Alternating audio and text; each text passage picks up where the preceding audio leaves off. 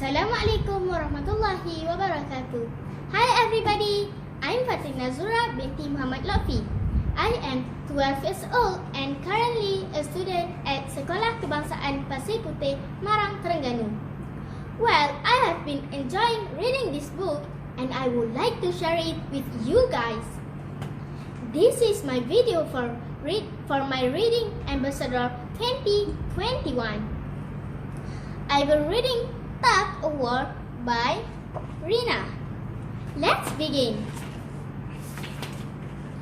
Once upon a time, there lived a tortoise in the jungle. It lived by a river. The river was deep and cool. There were many big rocks in the river. The tortoise liked to play in between the rocks. The tortoise usually looks for food in the jungle. It likes to eat bamboo shoots, spinach, cabbage, and other leafy vegetables. It goes into the jungle every day in search of food. One morning, as usual, the tortoise went into the jungle in search of food. It was very hungry. It searched everywhere and finally found some spinach growing at the side of a fallen tree. The tortoise felt very happy at the sight of its favorite food. Without wasting any time, the tortoise gobbled up the spinach. It ate and ate till it could eat no more. Ah, I'm so full, but there is so much left. I better bring home some for my friend in the river, thought the tortoise. It grabbed the plant. It pulled and pulled, but the spinach could not be uprooted. At the very moment, an elephant passed by.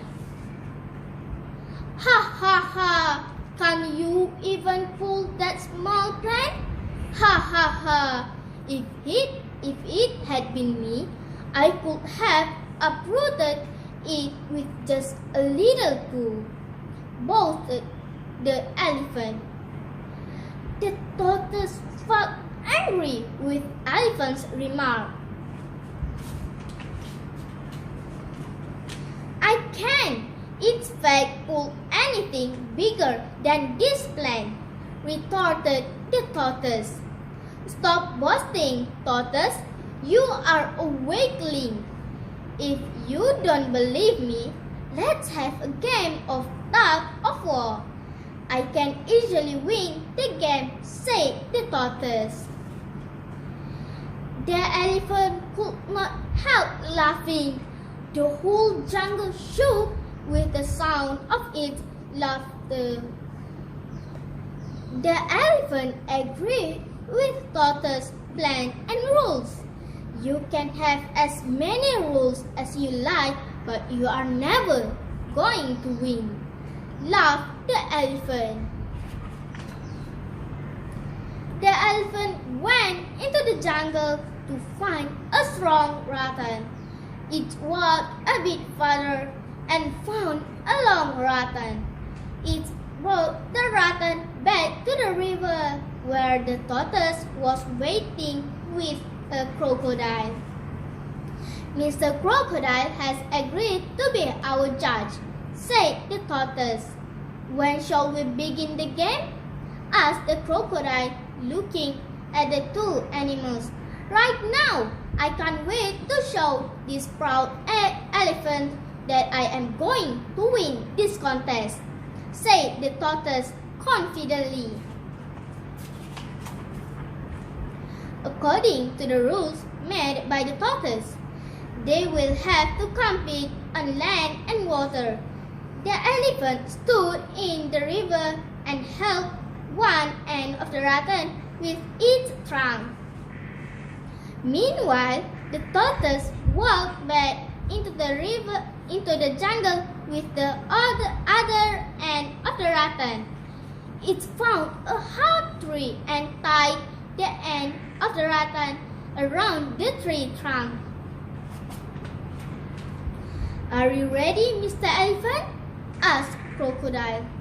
"I was ready a long time ago," replied the elephant. "Are you ready, Mr. Tortoise?" asked the crocodile again. "I am ready," the tortoise answered from a bush. "1, 2, pull!" The crocodile started the tug-of-war contest. The elephant started pulling. At first, it gave a light pull, but the rattan was firm. The elephant was puzzled. This time, it gave a hard pull again. The rattan remained firm. The elephant was far more puzzled this time. The tortoise peeped from the bush to see the elephant pulling the root with all its might. The tortoise smiled. "Now you know who is smarter," told the tortoise with a chuckle. The elephant was worn out by now. It let the rattan loose. It was panting and felt weak. It came out from the river. "The tortoise wins the first round," cried the crocodile, pointing over to where the tortoise was. "I have lost the game in the water, Mr. Tortoise. Now let's switch place," said the elephant. The tortoise smiled. It quickly untied the knot around the tree trunk. It walked to the river and dived.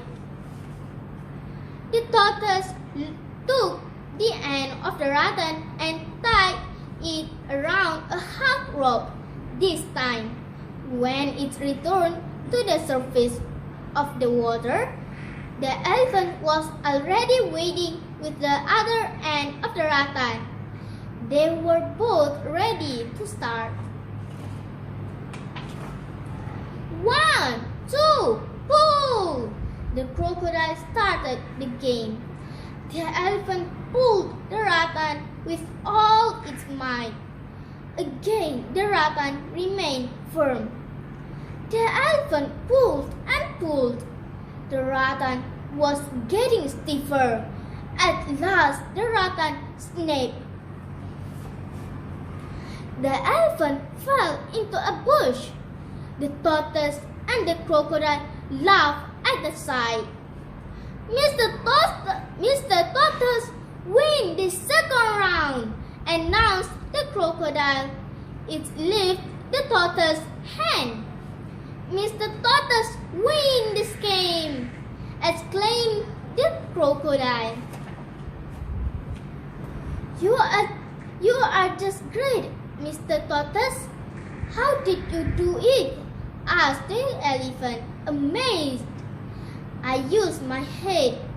God gave us the ability to think, so we just have to use it in the best way," replied the tortoise. From that day onwards, the elephants never ridiculed the tortoise. Thank you for listening. Assalamualaikum warahmatullahi wabarakatuh. Bye. Assalamualaikum warahmatullahi wabarakatuh. Good day, everyone. My name is Siti Nur Alia Amani binti Anwar Faizal from 5 Akindi, SK Serima Kota, Kuantan, Pahang. Today, I would like to tell you a story about two goats. There were two goats. Over the river, there was a very narrow bridge. One day, a goat was crossing this bridge. Just in the middle of the bridge, he he met another goat. There was no room to their path. "Go back," said the other goat. "There is no room for both of us." "Well, I should go back," said the other goat. "Better you must go back. Go back." "You must go back," said the first goat, "because I am stronger than you." "You are not stronger than me," said the second goat. "We will see about that," said the first goat, and he put down his horn to fight. "Stop," said the second goat. "If we fight, we shall both fall into the river, and we drown it in instead. I have a plan. I shall lie down, and you may walk over me. Then we will one leg down on the bridge, and the other goat." My name is Putri Alia Damia binti Yusaini. I am from 6th year Arif. I learn in Sekolah Kebangsaan Bukit Tembakau, Umbai, Merlimau, Melaka. Today I'm going to read this passage. My favorite uncle is Jamal. He is my mother's eldest brother. He is tall, has dark hair, and brown eyes. He isn't fat or thin. He is just right. Uncle Jamal is a gardener, a car mechanic, an electrician, and an animal lover all in one. He is unemployed but does a lot of odd jobs for people who helps him a lot. He's got a great sense of humor. He's got a lot of ideas too. He's always very positive about things, never gets angry. I have never seen him shout or raise his voice at anyone, and he's very friendly. I think that's why so many people like him, and he's very popular among his family, friends, and neighbors. When there is a celebration in the family, a wedding or a birthday, Uncle Jamal always dresses in a funny way just to make everyone laugh. Once, when he went to his cousin's wedding, he was wearing an orange suit, which was alright, but he forgot about it and went to feed the pigeons before coming to the weddings. Imagine what the suit looked like. Uncle Jamal loves animals. He can spend hours talking to them, caring about them, and doing all sorts of jobs that one does when looking after animals. He keeps pigeons, fish, rabbits, and a cat. He is a great animal expert, knows a lot about animals, and always helps people when their pets are ill. Uncle Jamal will be 57 tomorrow. Mom plans a surprise birthday party for him. I bet it's going to be really exciting. That's all from me. Thank you.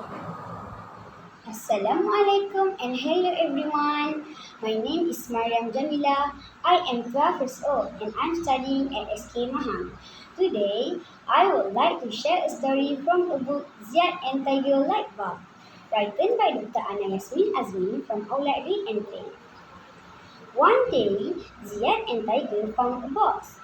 Ziad asked Tiger, "What can we do with this box?" "Light bulb." Ziad had a light bulb moment. He made an airplane. Then they saw an even bigger box full of stuff. Again, Ziad had a light bulb moment. They made a bicycle using the stuff. The next day, Ziad and Tiger heard Ziad's mother mumbling because their dry clean machine was damaged. Tiger asked something Tiger asked something to Ziad to do something for his mother. Ziad made a spatula drying machine to his mother.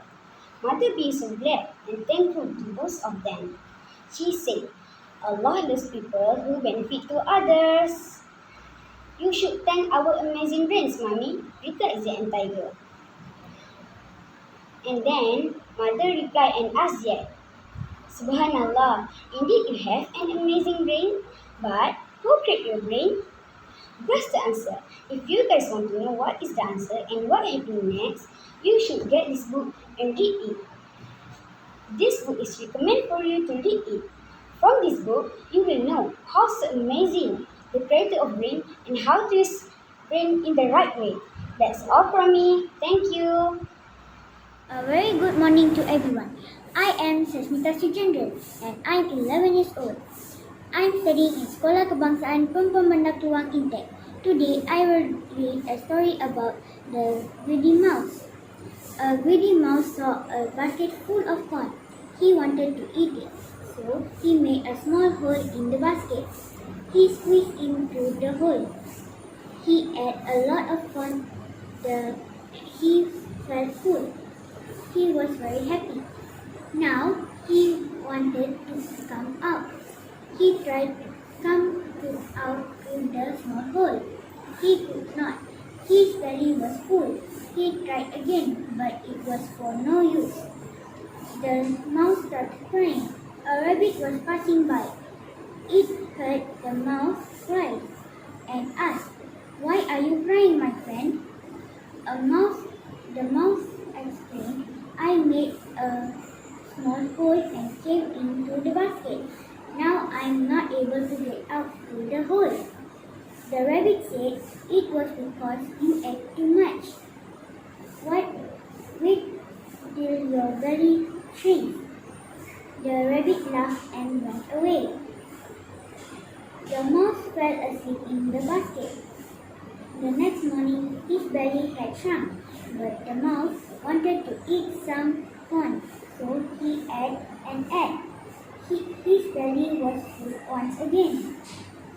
He thought, "Oh, now I will get out tomorrow." The cat was the next passer. He smelled the mouse in the basket. He left it sleep. He ate the mouse. The moral of the story is, do not be greedy. Thank you. Assalamualaikum and a very good morning to everyone. I am Ali Adrana binti Sazli Effendi and I'm 11 years old. I am studying in Sekolah Kebangsaan Perempuan Bandar Keluang Intek. Today I will read a story about the hare and the tortoise. There's one was a speedy hare who bragged about how fast he could run. Tired of hearing him boast, the tortoise challenged him to a race. All the animals in the forest gathered to watch. The hare ran down the road for a while and paused to rest. He looked back at the tortoise and cried out, "How do you expect to win this race when you are walking along at a slow pace?" The hare stretched himself out alongside the road and fell asleep, thinking, "There is plenty of sun to relax." The tortoise walked and walked, never ever stopping until he came to the finish line.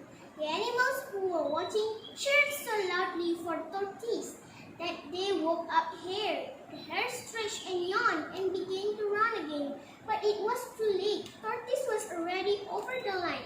The moral of the story is slow and steady wins the race. Thank you. I'm Mirella and Robert. Today, I'm going to be reading about vandalism. Vandalism is the act of destroying other people's property, such as benches, garbage bins, or windows. This also involves graffiti. People who vandalize are called vandals.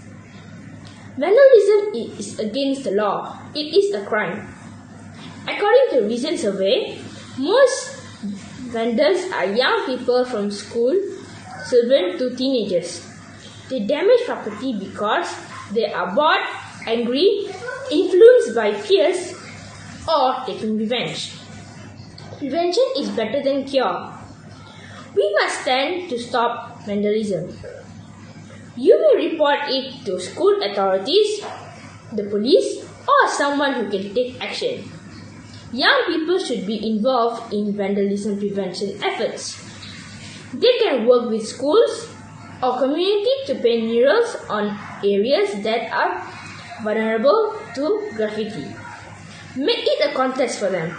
They can also be appointed as young patrols or volunteers to clean up the litter and keep an eye on things. The best way to prevent vandalism is to find out how and why it happens and develop a strategy to overcome it. Thank you. Fazana binti Muhammad Faizal. I am from 6 Dahlia. My school name is SK Kliampao. The topic today is recycling bins. The 3R campaign signifies reduce, reuse and recycle. Under the campaign, 3 colored waste separation bins, or better known as recycling bins, are provided. The recycling bins are placed at housing estate, schools, and public places to collect waste such as paper, aluminium, and plastic for recycling purposes. The blue bin is used to dispose of paper.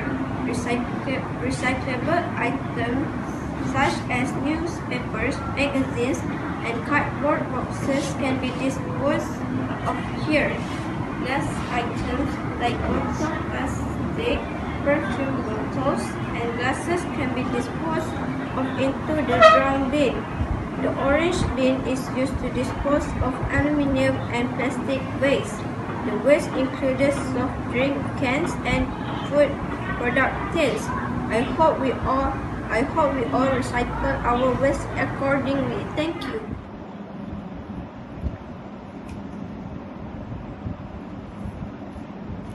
Oh, hi everyone. Assalamualaikum. My name is Alisa Isnamira binti Helmi. I'm 11 years old. I'm studying in SK Bandar Barat Kembulu, Selangor, and I'm from Fairajin. Today, I like to reading this book about the 12 dancing princesses. There were once 12 beautiful princesses, all with long, flowing hair and short, fairy temperance. Their father, the king, was a grumpy old man who didn't believe in having fun. All of you just sit down and look pretty, says the king. In fact, he believed that princesses should be seen and not heard. The princesses strongly disagree. The thing they argued about most was dancing.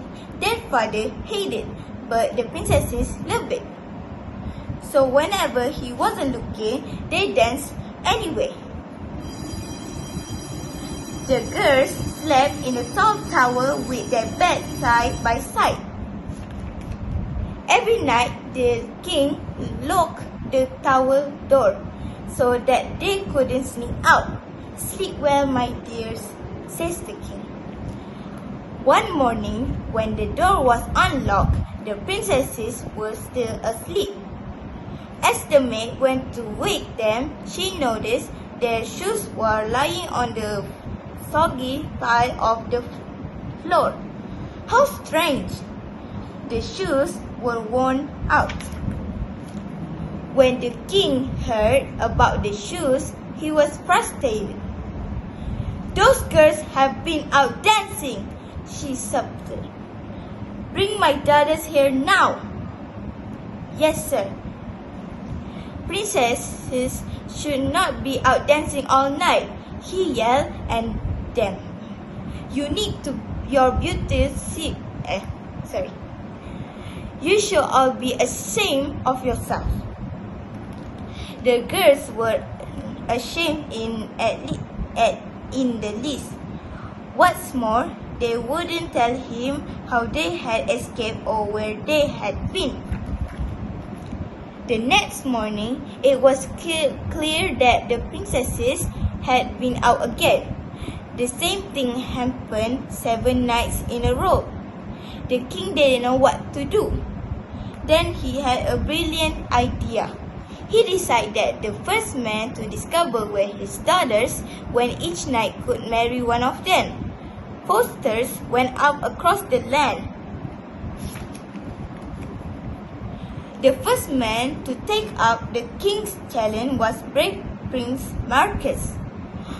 By the way, the king is one small catch, the king told him. If you fail, I cut off your head.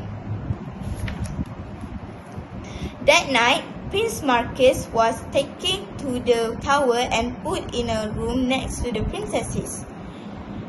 They made him very welcome.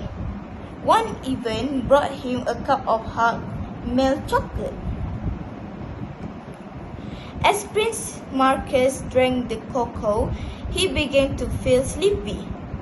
He tried splashing cold water off his face, but that didn't work. Soon he fell fast asleep and snoring loudly. Next morning, the princess's shoes were worn out again. Prince Marcus had failed, and the king wasn't joking about the chopping off his head.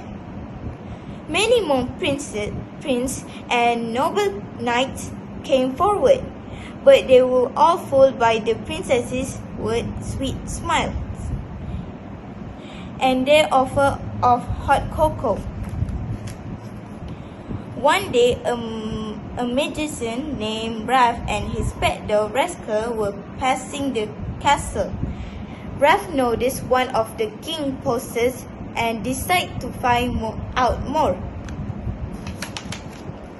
When he saw Ralph, the king looked doubtful, but he was desperate to know what the girls were up to, so he agreed to let Ralph try. Night came, the Ralph was put in the same room where the others had slept.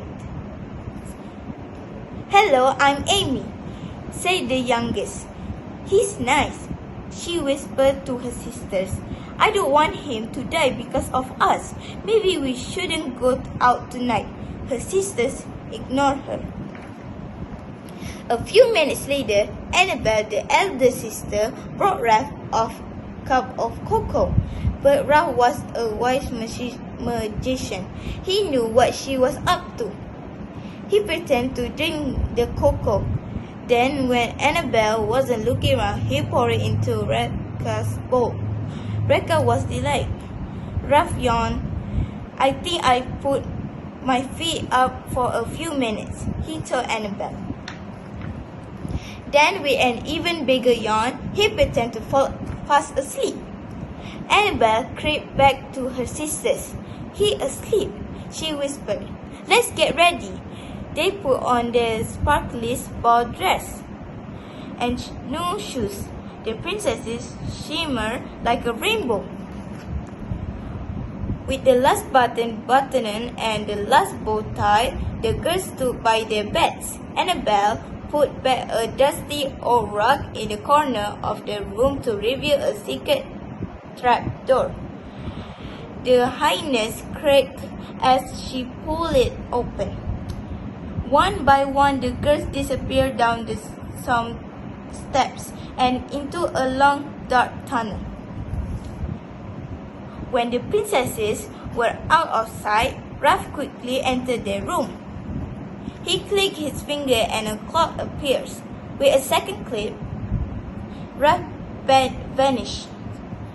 Carefully, he tiptoed down the steps into the tunnel.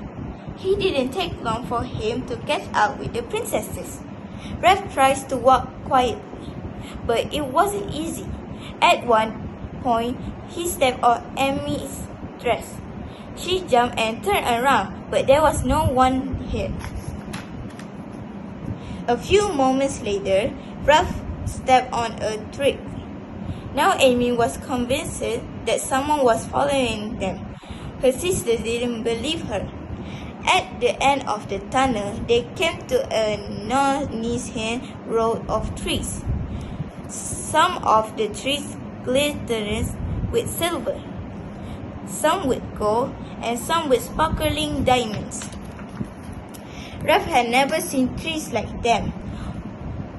While the princesses carried on, he gently broke off a twig from each tree.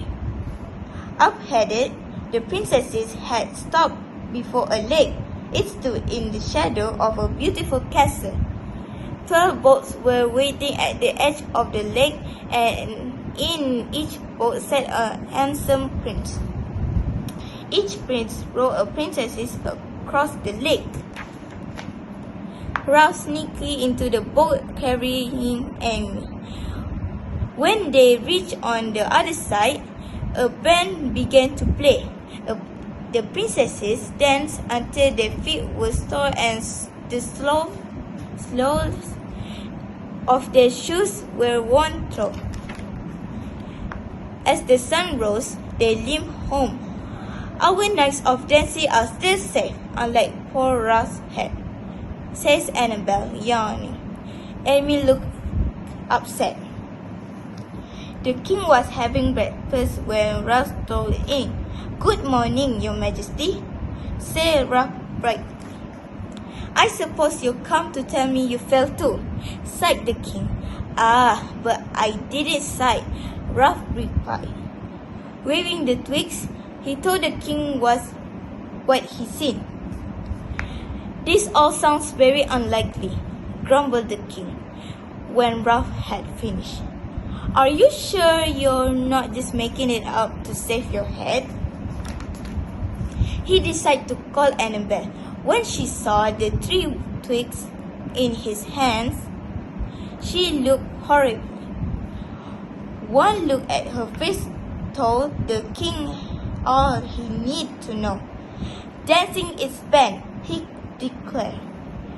The princesses stopped and they wailed when he heard their secret had been discovered. "What will we do?" they cried. "Life is so dull without dancing." But there was nothing they could do. True to his word, the king let Ralph marry one of his daughters. "I like Amy," Ralph said. "If she have me, she's the sweetest of all."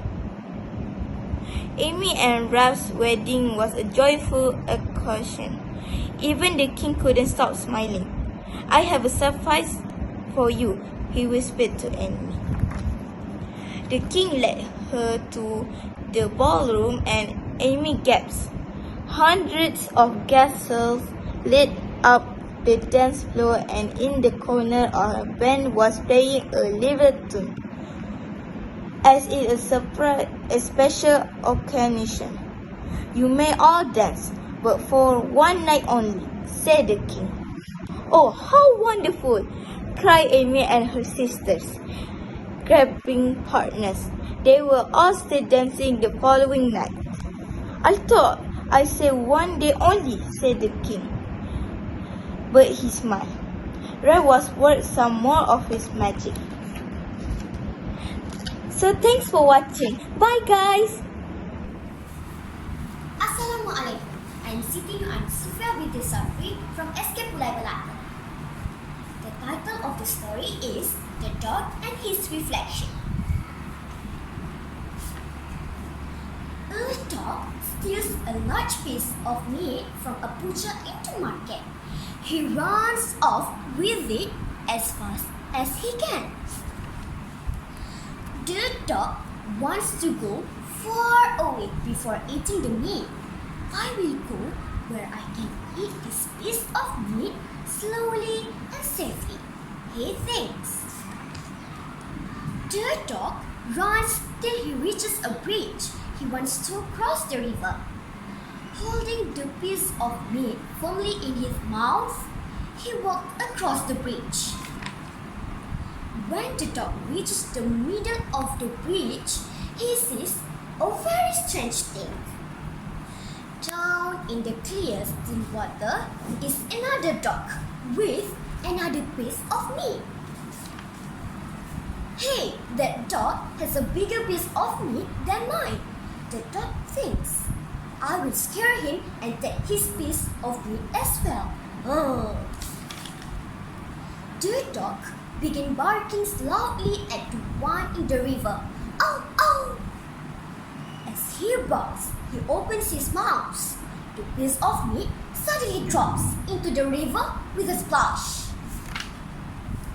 Actually, the greedy dog has been barking at his own reflection in the water.